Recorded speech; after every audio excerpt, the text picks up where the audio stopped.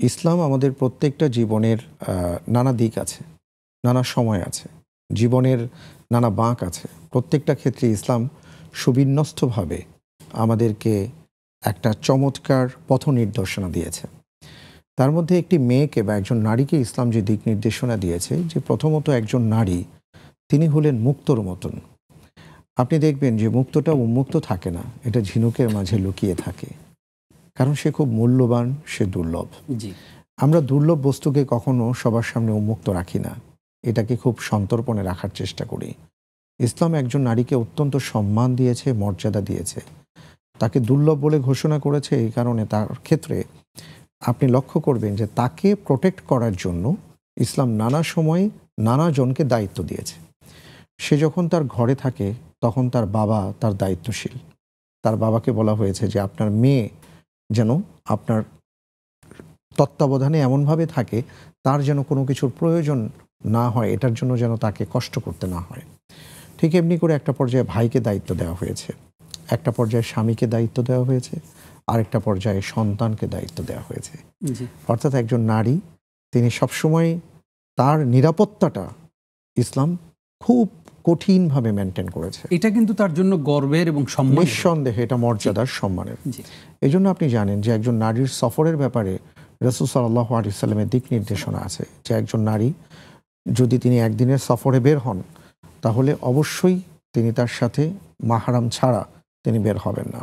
জি, শুধু তাই নয়, এটা তো শুধু আমরা জানি, শুধু তাই নয়, যদি তার পথের নিরাপত্তার ক্ষেত্রে কোনো প্রবলেম হয় তাহলেও তিনি মাহরাম ছাড়া বের হতে পারবেন না, তার জন্য এটা নিষিদ্ধ।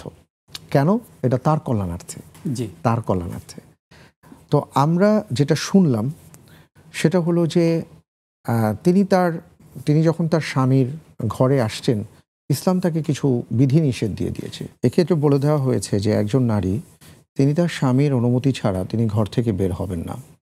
তো এখানে একটা ভাইটাল ব্যাপার আছে, সেটা হলো তিনি তার মাকে দেখতে যাচ্ছেন বা তার বাড়িতে দেখতে যান, এবং এই দেখতে যাওয়াটা আমরা যতটুকু বুঝতে পেরেছি সেটা একটু অতিরিক্ত পর্যায়ে চলে গেছে। জি, ইসলাম যে কোনো ক্ষেত্রেই বাড়াবাড়ি, শুধু ইসলামই নয়, সমাজও এটা পছন্দ করে না।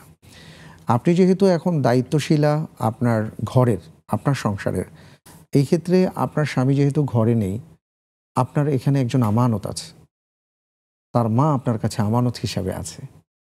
এখন আপনি যদি বারবার ঘন ঘন আপনার বাড়িতে আপনি যান, আল্লাহ মাফ করুন, উনি যদি অসুস্থ হন বা কোনো বিপদে পড়ে যান, এটার জন্য কিন্তু আপনার একটা দায় রয়ে গেছে।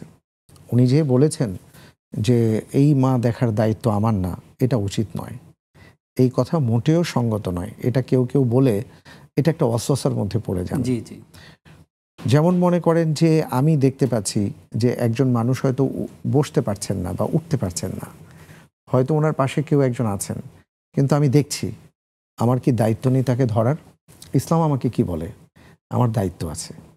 সুতরাং আমি যদি বলি যে এটা আমার দায়িত্ব না, এটা ওনার দায়িত্ব, এই কথা বলে আসলে আমরা যেটা এড়িয়ে যাওয়ার চেষ্টা করি, এটা উচিত নয়। এই জন্য প্রথমত বলবো যে আপনি আপনার মাকে অবশ্যই দেখতে যাবেন, কিন্তু সেটার সময় আছে। একটা সময় আছে, একটা লিমিটেশন আছে।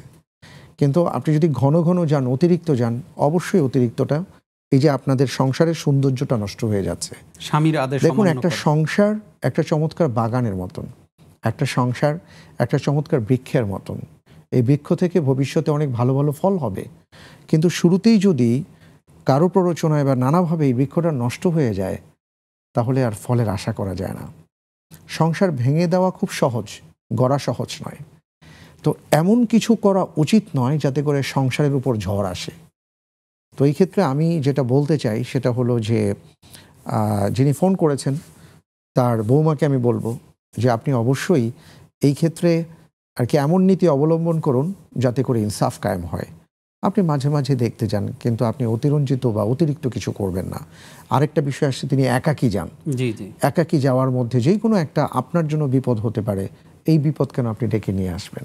জি, আর এখন তো আমরা জানি যে এমন একটা যুগ এসছে, আমরা তো এখন লাইভলি একে অপরকে দেখতে পাই, লাইভ স্ট্রিমিং সম্ভব।